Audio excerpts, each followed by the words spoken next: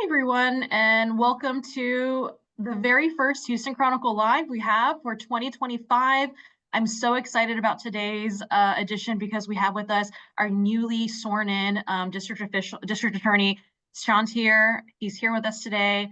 And this is a Houston Chronicle Live tradition that when we're waiting for everyone else to join the party, can you drop in the chat and just let us know where you're tuning in from? If it's at home, if it's at work, if you're downtown, someone's tuning in from Brooklyn. That's really exciting. I used to live at Clinton Hill, which is a neighborhood there. So that's really cool to see. Born and bred in Houston, but I spent some time in New York, so that's cool. My Sharpstown, family's all Rice. from Bushwick, so say hi to them. Oh, hey. Rice Military, Cypress. Very cool. I just love seeing how many people are joining in from different parts of the city and state. And while everyone is joining, I'm going to go ahead and just read a biography for Teare. So many of you already know him in the very interesting race for district attorney last year. But for those of you who don't know, in November 2024, Teare was elected Harris County District Attorney. Teare, a lifelong resident of Harris County, believes our criminal justice system should be both empathetic and efficient, balancing safety with fairness. Growing up, Teare was shaped by activist parents who marched for civil rights in the 1960s. They instilled in him an unwavering commitment to equity and community. After his mother's tragic death from addiction, Teare took on the responsibility of raising his younger siblings. He graduated from St. Thomas High School and earned his bachelor's degree in American history from the University of Houston, followed by a JD from the UH Law Center. For 11 years, Teare served as a prosecutor in the office he now leads, including 6 years as division chief of the Vehicular Crimes Division. He and Lauren Teare, his wife of 19 years, are proud to raise their 4 children as part of the next generation of Houstonians. That's really lovely. All right.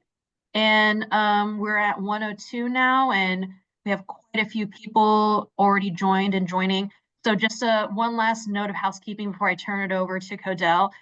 We would love to hear from you if you have any questions for Mr. Teare, if you have any questions for Codell.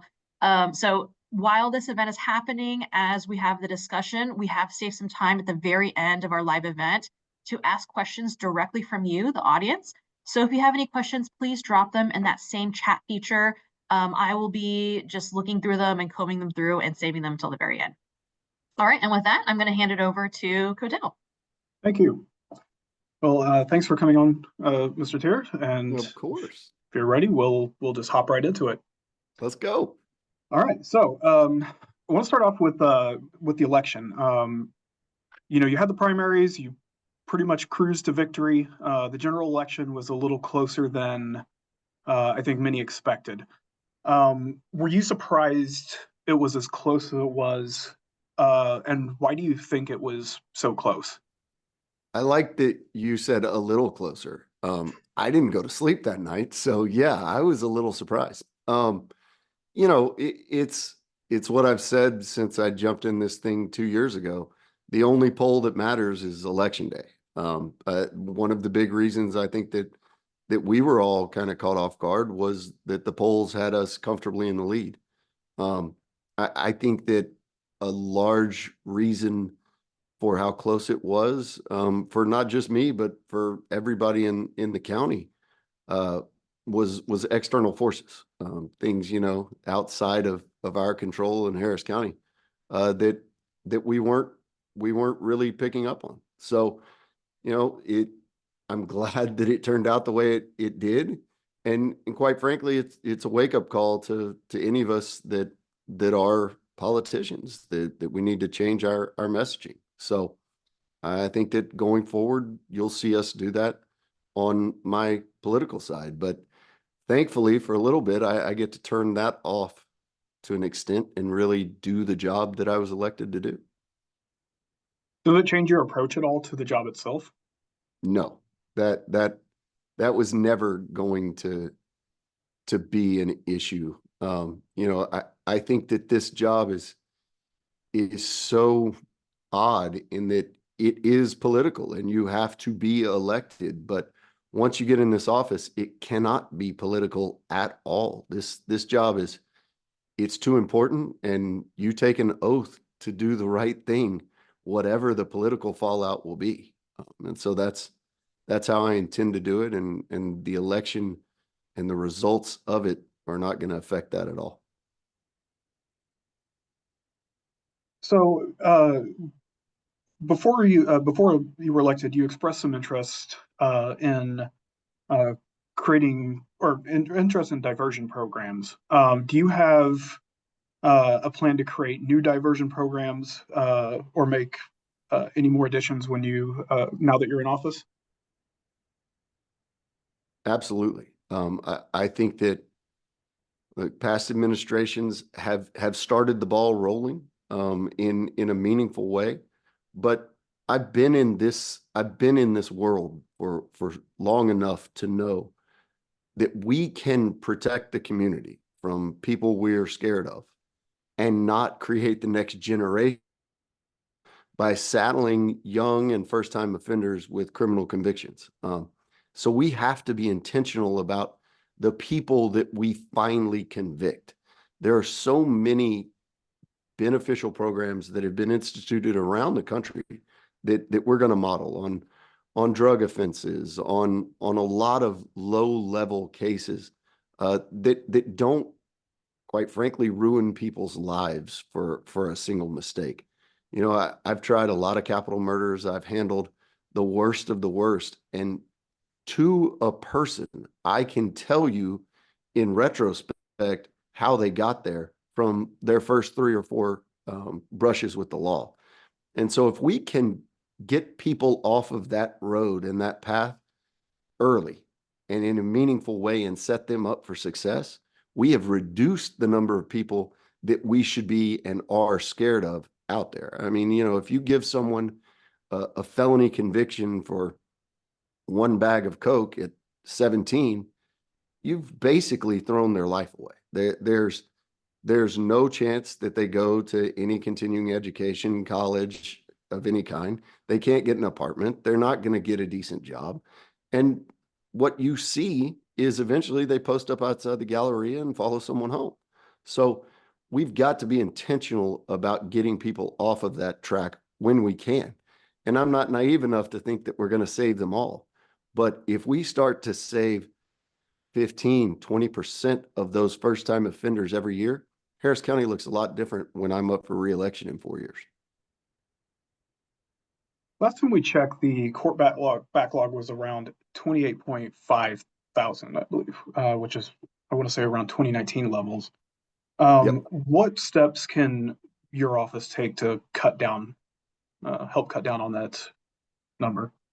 Well, look, the backlog is very much the fault of the DA's office. We are the only entity that decides who gets arrested, what they get arrested for, and what charge happens. We're also the one that drives the train as to how the case gets disposed and when it gets disposed. And so because we know that, we've got to overhaul both the front end and the back end of this process. The first is something I've talked about from the very beginning of my campaign, and that's overhauling intake, fixing the way that we accept charges, going back to being a resource to law enforcement out on the scenes of cases, strengthening the case the day that we decide we're going to take it so that we can subsequently prosecute it in a faster, better manner to get it through the system in a really rational time frame. We're going to do that by putting experienced prosecutors back in that position. It's going to be a rotation through intake where you go back to a district court or a county court or back to a specialty division, because that's the prosecutor that can be the resource that law enforcement needs on the scene. They know what evidence we need to collect. They know what cases need to get charged in an appropriate way. So what you're going to see is the number of cases and the quality of cases that we take change pretty dramatically as that starts to get instituted. We've already started it. I think we'll be up and running in a full, robust manner by mid-February for the full changes that we want to do to intake. And then on the back end, we've got to have prosecutors in the courts that are empowered to do what they believe is right. And that hasn't been the case in this office for a long time. When you have prosecutors that are both well-trained and feel like what they want to do with a case is going to be backed up by the administration, you start to see cases move. You start to see the tough cases be tried. You start to see the cases that, quite frankly, shouldn't have been accepted be dismissed. You start to see plea bargain offers that are in line with what the juries are giving us on trials. All of that happens in a much more timely manner when you have prosecutors that are both trained and empowered to make the decisions.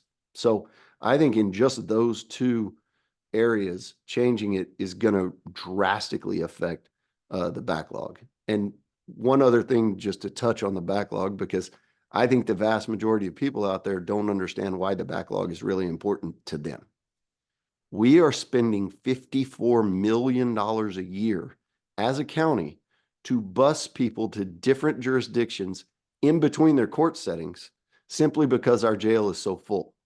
Our jail is so full because it's taking 3 to 6 years to try our cases. We've got to cut down on that. And when we do that, then you start to end the humanitarian crisis that's going on in the Harris County Jail right now.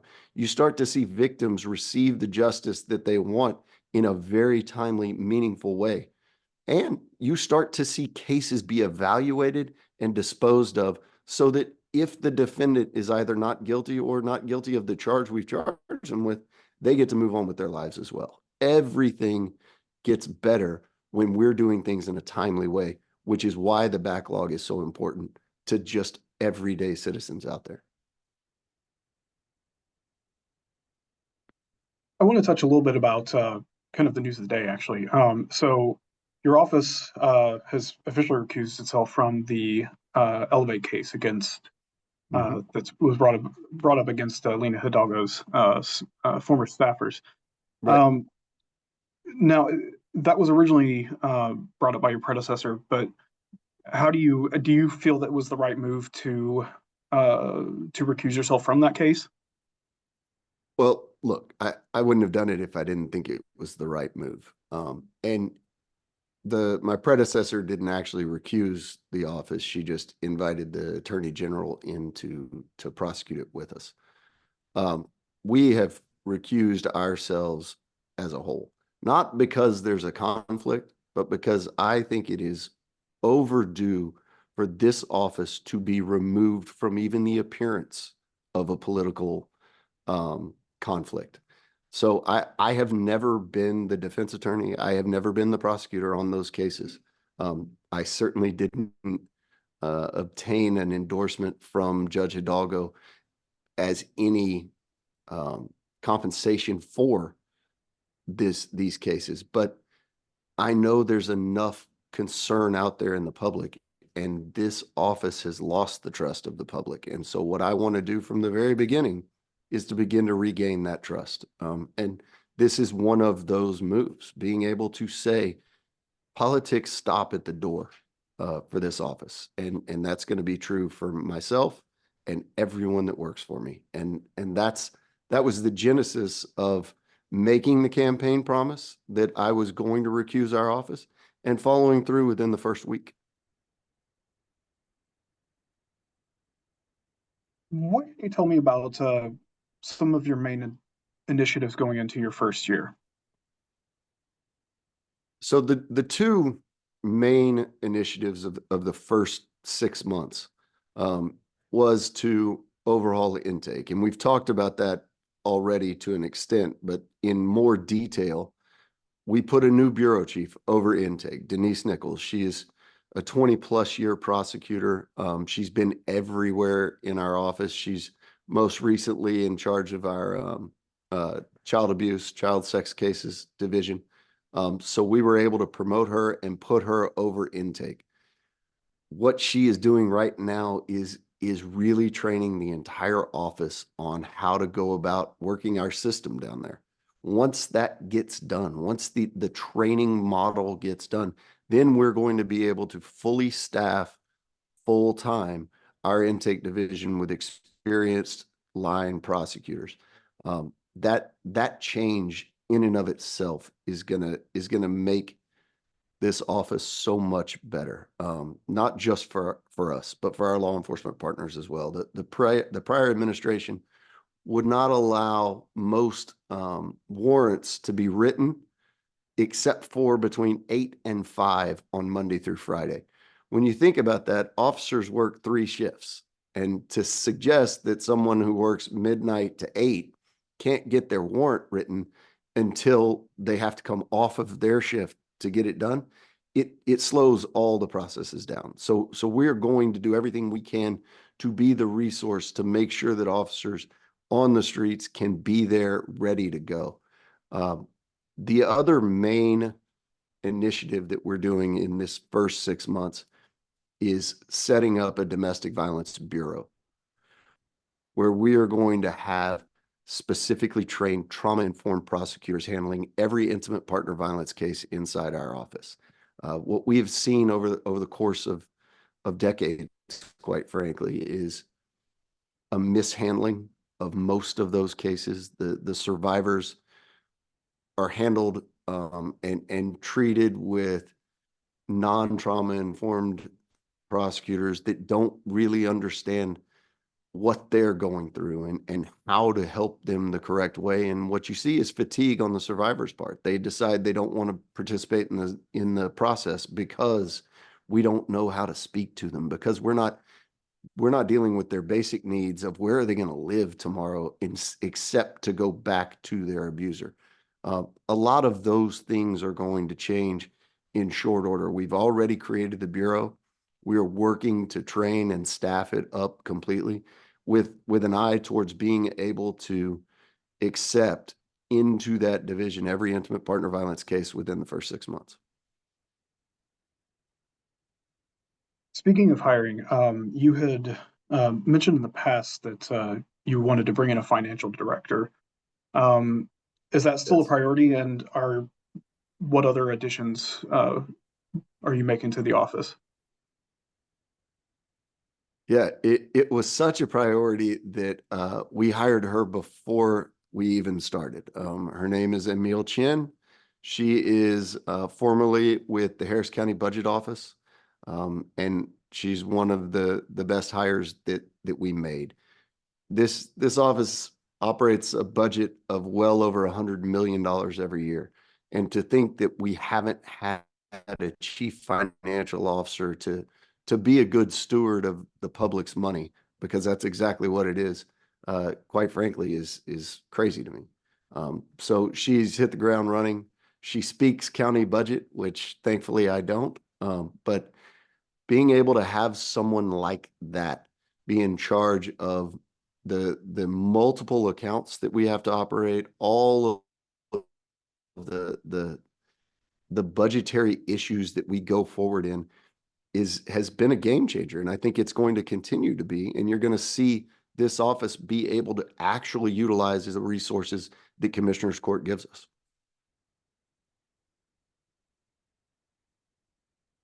I want to ask a little bit about how do you see yourself approaching current death penalty cases compared to your predecessor? And do you think that you'll be someone who seeks it as often? I I think the death penalty is should be reserved for the worst of the worst. And if there were another way for me to ensure the safety of everyone when you're talking about capital murder suspects like that, then I'd use it. But as it stands right now in Texas law, you really have 2 options. You have life without parole, and that means they go into the general population of the Texas Department of Criminal Justice, or you have the death penalty. And the individuals that we will seek death on in this administration are the ones that are going to continue to be dangerous in any population you put them in. And those people exist. I hate that we have to use it, but in this world, people like that exist. I think they are very few and far between, which is the way that we're going to operate in making that determination. But the death penalty is still going to be an option for those select few individuals. As to how we're going to differ from the prior administration in that, I can promise you we're not going to announce that we're seeking death within 6 months of a case coming in the door. We are going to make sure we have all the evidence. We're going to take into account the mitigation evidence that defense presents to us. We're going to seek out mitigation evidence on our own as well, because that is part of our oath, is to make sure that the right thing happens. And mitigation and future danger are questions that a jury eventually are going to have to wrestle with in order to come to a death determination. So I think we are going to be thorough, we're going to be professional, and we're going to do it without passion. We are going to truly evaluate all of the evidence in order to make that decision. Speaking of the death penalty, I'm gonna move into another case that your predecessor was very vocal on, and that's the Jocelyn Nungaray case. Now, your predecessor did announce that she wanted to seek the death penalty on that. I kind of wanted to ask you, get your temperature on like how you're going to be approaching that going forward. I'm going to approach that case just like I'm going to approach the Xavier Davis case, which is coming up in February, just like the Oscar Rosales case, which is coming up this year. We're going to look at them all again. We're going to make a real determination. That tragic case it is one that, as death penalty cases go, relatively new in the office. What we're going to do in that case and in every case is we're going to depoliticize the victims. We are going to go about working through this case the right way.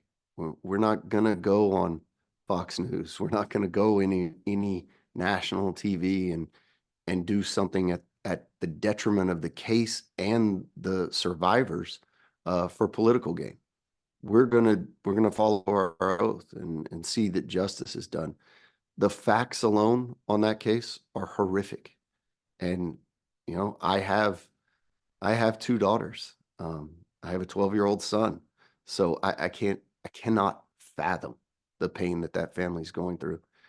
I also sadly can fathom that evil like that exists in our world. So the facts of the case say that it is likely a death penalty case, but I haven't reviewed the evidence, and that's what I will absolutely do personally, and talk to the prosecutors handling it before we make a final decision on whether we seek the death penalty. But it's, you know, I kind of am at a loss for words in the depravity that case exhibits. Well, I wanted to touch on that a little bit because, as you mentioned, as far as using some of these cases for political purposes, this one obviously has had a lot of attention on it because of the discussions around immigration. Right. And it's been used by many who want to see stricter immigration laws. As a DA, like coming in, how do you feel about the pressure of wading into those issues while you're trying to prosecute a case? I've, as I said before, I've handled multiple capital murders. I've prosecuted gang members. I have handled the worst of the worst that our community has. And one thing that I've found out during that is you cannot let outside pressures determine anything about how you handle a case. That's the mantra that I will have for every one of my prosecutors. Outside these walls cannot dictate what you believe is justice in a specific case. So it's not and cannot be a decision point for me and for my team as to what anyone else thinks is the right thing to happen in a case like that. And I'm not speaking specifically on that case. I'm speaking about every single case we have, from Class C traffic tickets in our JP courts all the way up to the capital murders and everything in between. It's got to be done based on what we swore to do, which is the right thing. I want to move a little bit about transitioning into a second Trump administration. So there have been a lot of talks about mass deportation. Obviously, like it's a federal issue, but have you heard anything about increases of ICE putting holds on people in jails, or do you see that becoming an issue that you're going to have to face in the near future? You know, President-elect Trump hasn't taken office yet. So I can't speculate as to what is actually going to happen when the new administration comes in. But as you said, immigration is a federal issue. We prosecute state crimes, and I can tell you that we are at capacity right now. I cannot, it's not feasible to suggest that we are going to also enforce immigration laws. I think one of the real key takeaways when you really dig into undocumented people in our area is that they are the largest population of people that suffer from unreporting the crimes. They are the group that is too scared to report when they're crimes and when they are victims of crimes. And what you see in that is they do it out of fear. They will not call law enforcement. And so my message to all of our incredible, vibrant community in Harris County that is undocumented is we are here to protect you if you are the victim of a crime. We are not going to ask those questions. We are going to go out and try to find and prosecute the perpetrators of the crimes. That is a much larger issue for us than people with an undocumented status committing the crimes. And because when you look at those numbers as well, they commit crimes at a much lower percentage than natural born citizens and people that are here with documentation. So that is much more my focus. When you start talking about ICE and whether they're putting more holds on people in the Harris County Jail, we haven't seen a large uptick in that. But again, if that does happen going forward, we'll deal with it. We're over capacity right now in the jail. So, you know, we'll deal with the issues as they come. That comes with the territory. Okay, I'm going to focus on a couple more, and then we'll turn it over to the reader questions. So one thing that stood out to me was Governor Abbott had just painted Houston as sort of this place where judges they're going out and murdering more people. Wait, you kind of broke up there for a second. Oh, I'm Will you sorry. start that one again? Sure. Governor Abbott had just sort of painted this picture of Houston as being a place where judges are letting murderers back out on the streets to then go and commit more murders. This isn't new. Many politicians have run on public safety as like their key issue. So it's become sort of a go-to strategy to paint Houston as a sort of crime-ridden hellhole, basically. You're the top prosecutor in the county, so how much of that image of this area being unsafe is legit, and how much of it is noise, in your opinion? Look, you can stoke people's fears all day, but if you look at the data, we have gone under the pre-COVID crime numbers. That's in every facet. We had the COVID crime spike, but the numbers say that we're getting better. That's unequivocal. But that's not enough, right? I'm a native Houstonian. This is my home. I've actually only lived outside of this jurisdiction for 2 of my 45 years. So I know that regardless of what the numbers say, people don't feel safe. And so I think it is incumbent on me to not only continue to make this a safer place, but to also have people understand that, as you said, we're not the crime-ridden hellhole that it's being painted on. And one of the ways that we have to begin to change that narrative is to recognize what's happening. This is not the judge's fault, because anyone that actually wants to go read the Texas Constitution, there is not any place in that that allows a judge to hold someone at no bond for a murder. There isn't a place in the Texas Constitution to hold someone at no bond for an aggravated robbery. Every single one of those people is entitled to a bond.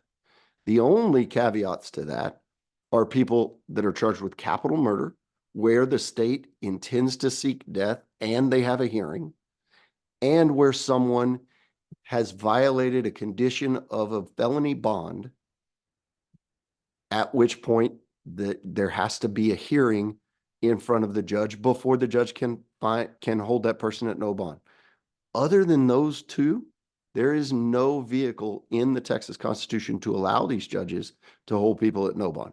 So before all of these individuals want to throw the bombs at our judiciary, they really need to just take a moment and read the Constitution.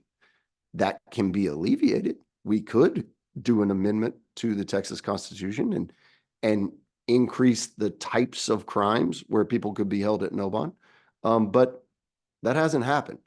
So we can only operate with the tools that we're operating with. And rest assured, under my administration, when people are charged with violent crimes and pick up a new crime, we will go forward with that hearing. They're called either an 11A, B, or C hearing, which is something we haven't been doing in this office with any frequency. But we're going to give the judges the tools that they need to hold violent offenders in custody. But as it sits right now, they have been, I think, so improperly scapegoated for so many years that it's just not fair. So we're gonna tackle this in a number of ways, because the perception is not reality, and I want to get us closer to reality by stopping all of the fear mongering. The judges have been scapegoated, but would you say that the population of Houston itself has been scapegoated as well? Agreed. I mean, it drives me crazy to hear people on the state and national stage dragging what I think is the greatest city in this country through the mud. It's not. It really is the most diverse, vibrant, wonderful place in this country. And we're going to get to a point where, go pick on somebody else. Well, I saw a lot of questions pop up in the chat that I'm kind of kicking myself for not thinking of myself. So I kind of want to send it over to the readers, if that's okay, Jennifer. Yeah, absolutely. There are quite a few. We're actually getting so many good questions and comments as well. So here's one. I saw people reference this law specifically. What are the plans for a new district attorney to enforce the Lisa Torrey Smith Act? For those of you who don't know, this law requires drivers to yield to pedestrians, cyclists, etc. Someone else commented that this law was actually named after her sister, who died crossing her son to school through a crosswalk in 2017. To date, there have been no charges brought in Harris County, while charges have been brought in counties such as Fort Bend and Dallas. Yeah. So the Lisa Torrey Smith Act came about through a crash in Fort Bend. It is absolutely a tool in the tool belt that we can use. Here in Harris County, we have in each of the cases where there's been a fatality, we have opted to go with either a manslaughter or a criminally negligent homicide, as opposed to trying that case under that law. And that is just a charging decision that I made as the division chief of vehicular crimes a number of times, and two other division chiefs after me have made. It quite frankly is something that we'd like more Court of Criminal Appeals opinions on before we go forward with it, simply because we know the elements, we know the basic laws around criminally negligent homicides and manslaughters. I think it's a wonderful tribute to Lisa Torrey Smith. And I think that getting another tool in the tool belt to prosecute people who take other people's lives on the roads is a wonderful thing. So we're not saying never. We're just saying that we'll let other jurisdictions kind of pave the road for us to travel on eventually. There's also quite a few questions that touch upon animal cruelty cases. Will there be a dedicated team to work on this? Yeah. Yes, absolutely. The just to take a moment and talk about Rocky, the canine from yesterday. Obviously there's no one to charge in that case anymore. But those kind of cases, not just for service animals, but for all animals, we're in this massive city that also has livestock living in it as well. So we are going to have a dedicated team that does animal cruelty, but you've got to divide it even more so, because prosecuting a domesticated pet animal cruelty case is different than a mass livestock neglect case.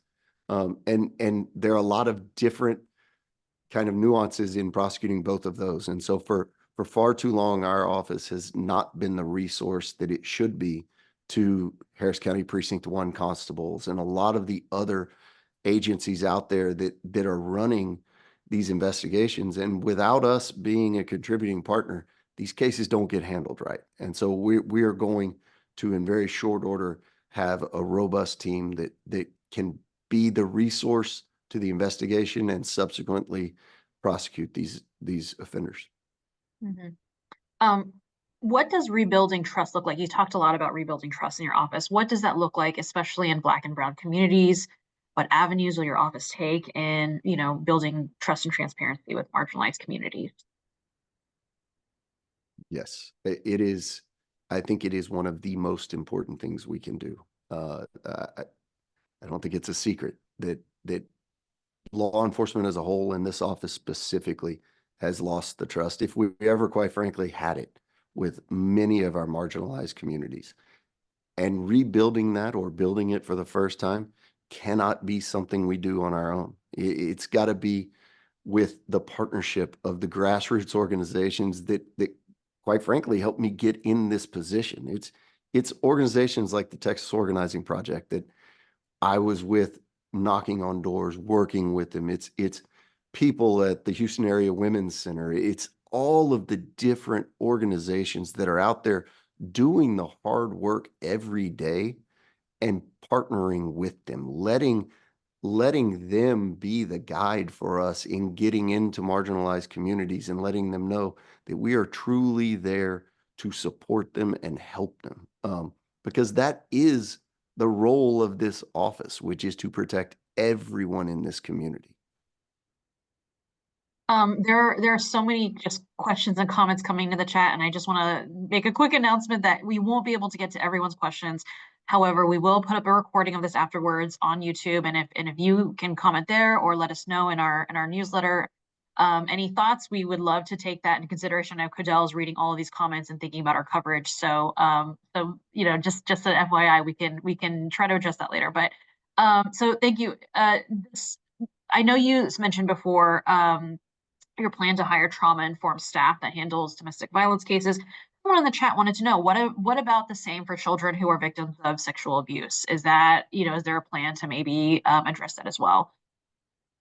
Well, there's no question. Our new division chief of our child abuse division, which encompasses all child sex assault cases, and our child fatality unit, they are already staffed with no one but trauma-informed prosecutors, and we work so closely with the Children's Assessment Center and many other organizations and stakeholders that ensure that, you know, the most vulnerable victims that we have are treated with the dignity and quite frankly, just the intelligence, emotional and otherwise, that they deserve. And we're already in a very good position in that division, but we can always get better. And so what we're going to do right now is staff it up with more social workers, with more people around the prosecutors who can be the resource to these victims, while we're going about the important job of removing those offenders from society. There was a lot of positive reaction to what you said about the trauma-informed counselors, and very someone actually commented, as a survivor of marital rape and domestic violence and someone who advocates for women's rights, I've had firsthand experience of how the justice system can fail victims. My case was handled poorly by a prosecutor who's still in the DA's office. Can you please let us know, how do you plan to address these deep systemic issues within the department? I know moving forward, it sounds like there's a plan, but like how do you kind of address that accountability, especially for cases where victims were failed by current prosecutors? You know, coming in, one of the things that I think is critical is making sure that the prosecutors that are here understand that everybody started over. Everybody gets a clean slate. Um, that's the way that we can go forward with really empowering prosecutors to do the right thing. But that clean slate started January 1st. It can't just be that you're competent to try a case. There's so much more to being a prosecutor than that. And working with victims, keeping victims informed, making sure that they understand your decision making is one of the critical roles of a prosecutor. And what I've said to prosecutors my entire career, and now that I am the top prosecutor, it's for every prosecutor in this office. And not just the prosecutors, it's the investigators and the victim assistance coordinators and the staff and the admins and the paralegals. You do the right thing the right way every time. If that happens, if you do what you believe is the right thing every time, you'll never have a problem, and I'll support you all the way through.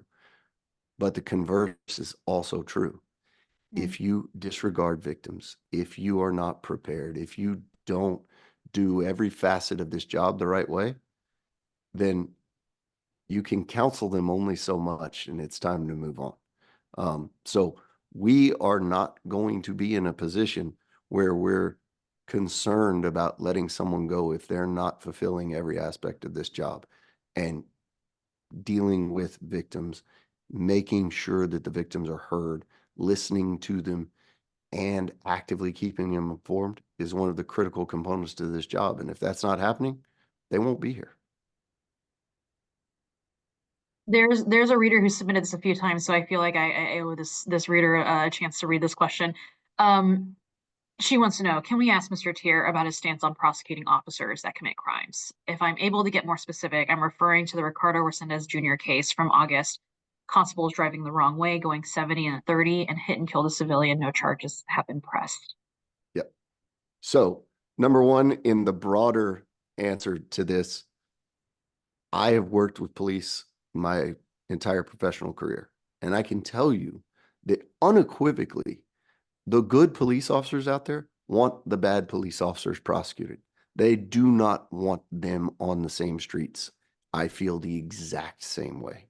We are going to aggressively prosecute police officers that deserve to be prosecuted. We're not going to do it for political gain. We're not going to do it to get my name in the headlines. But if a cop commits a crime, we are going to prosecute them. In specifically on that case, as a 6+ year division head of vehicular crimes, as someone who has been in that division for 8 years total, that's a horrific case. And we brought in a new division chief of vehicular crimes with my administration. I can briefly outline the process and the way it works. The fact that that person was an officer is not factoring in at all in that. Driving the wrong way, 70 miles an hour, it's going to go through the criminally negligent homicide committee, and we call it the Crim Neg committee. We also look at every case unless alcohol or drugs are involved. And in this case, I don't believe there is any indication that that actually happened. The lifespan of that case being investigated before we file charges is typically between 6 and 9 months. So simply because no charges have been filed yet is not something that anyone should read into that we're not filing the charge ever. Sure. I haven't looked at it, but we're not saying that we're not filing the charge. And I can assure you that the delay is not a result of that person's Sure. position prior to. Okay, yeah. How will your office approach juvenile offenders, particularly in terms of rehabilitation versus incarceration? So we are in a pretty unique spot in juvenile right now, because our current executive bureau chief, John Jordan, was the division chief of juvenile for 4 years. He and I share very much the idea that youthful offenders are our easiest target to get out of the system before they really get into the system, so to speak. So he was able to manifest a massive change in the way that we file charges in juvenile. And to get into the weeds for just a second, he completely flipped the number of felonies versus misdemeanors that we filed. Before he came over there, we were filing 65 to 70% misdemeanors and 30% felonies. We are now filing 70% felonies and only 30% misdemeanors. We're going to continue with that robust diversion program. We're going to see if we can get individuals out of the system before they really start. And just like in adult court, we're not going to save them all. There are some that quite frankly are out of our ability to do so. And those are going to be prosecuted vigorously, but we're going to try to save as many as we can. There were a few people who asked this. Will you try to improve communications with victim families so they're kept up to date with their cases? I think it's one of the biggest breakdowns that we've had as an organization. We have already committed resources to hiring more victim assistance coordinators, but more importantly, we have taken and put the onus back on the prosecutors themselves. You can't rely on someone who's never going to go to court to be the voice with the victims. You've got to call. You've got to touch base. Let them know that you're working on your cases. I think that simple change is going to improve the communication. But I've been on the campaign trail for 2 years. I've talked to thousands of victims. I know that is a glaring weakness in this office, and we have already started to take steps, and we're going to continue to take steps in addressing that specific issue. This came up briefly during your discussion with Codell. We know that we have a new president being sworn in on Monday. There are questions, are you going to cooperate with ICE? Someone brought up that, if SB 4 goes into effect, this tends to go to the state criminal court, whereas immigration is usually a federal issue, and just questions around just the murkiness of that and how you plan to forge ahead with that. So we're working through every contingency. We're going to be prepared for whatever the ultimate decision on every level is. So, I don't have a specific answer because I don't know what's actually going to happen, but I can just tell you that it is an unrealistic ask to have the law enforcement officers on the street, the prosecutors in this office, and most specifically, the jail downtown house people simply because they're not documented. It's never going to happen. It just can't. Not that it won't, it just cannot happen. So any statement or braggadocious political statement saying that that is some way going to make us safer, if those laws go into effect, I can tell you unequivocally, as someone who has almost 20 years in law enforcement, that will make us so much less safe that I'm terrified. Our officers will not be responding to the most violent calls that they have to run because they're going to be stopping people and asking for their papers. It's not feasible.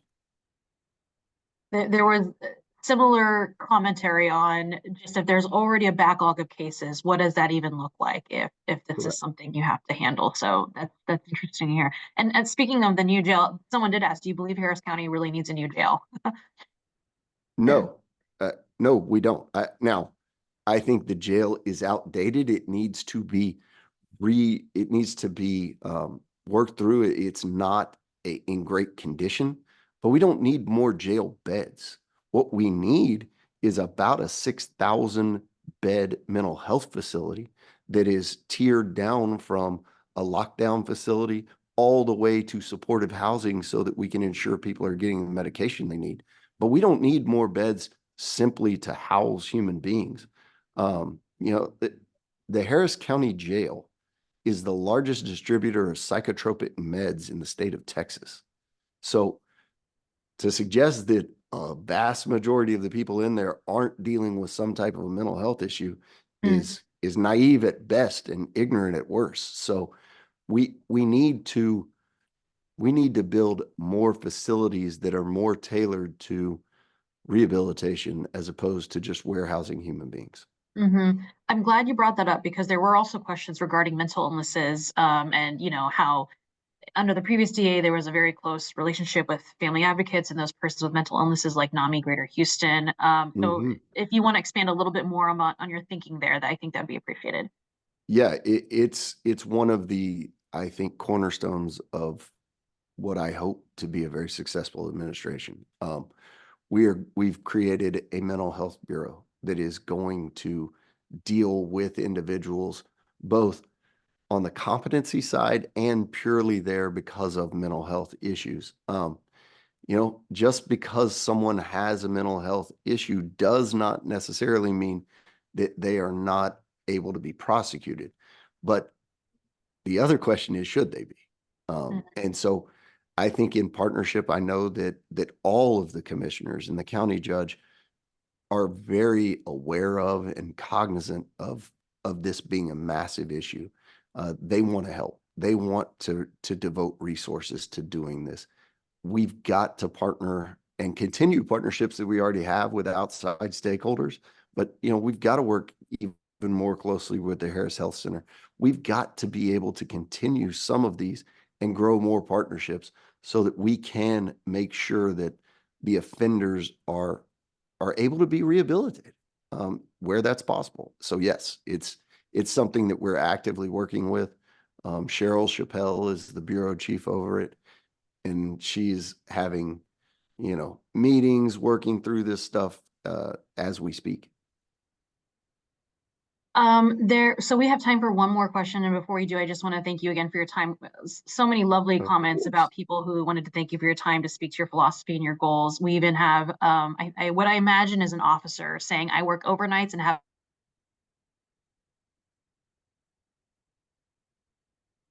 I wonder if I'm frozen.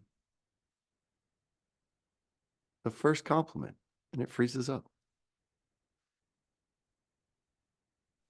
No, I think Jennifer froze for a bit. Yeah.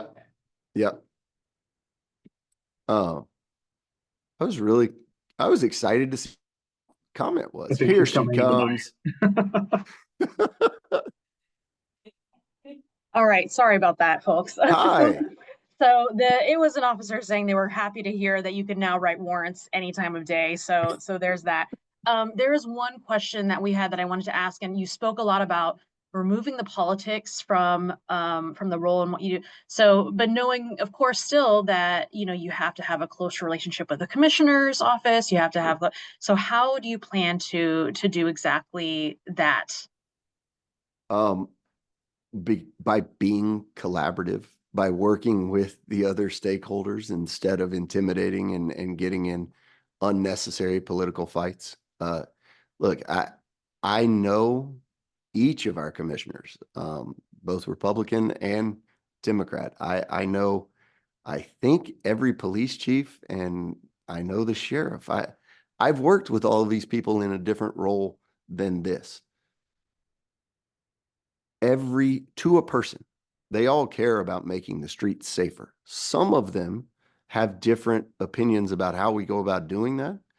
And I think you remove the politics by actually getting down to the business and talking about different strategies to do just that, which is what we all want to do at the end of the day. That for me is the simplest way to take politics out, understanding that we're not always going to agree. And if we always agreed, something would be wrong. I can't, by definition, agree with law enforcement at every turn. I can't agree with the judiciary every time. There'd be no point in having the system we have set up. But knowing that we all come from the same position and passion of making this city safer, that's going to go a long way. Oh, we appreciate it, Mr. Teare. I have the earpiece, so I have the power now. And but I want to thank everyone for joining in. It was a great conversation, and of course, I want to thank you for joining us and answering the questions of our readers. Absolutely. We'll Thank you so much. You're asking, we'll have a recording on YouTube starting tomorrow. So thanks again for your time. Thank y'all for having me, and I want to come back and do it again. All right. Thank you.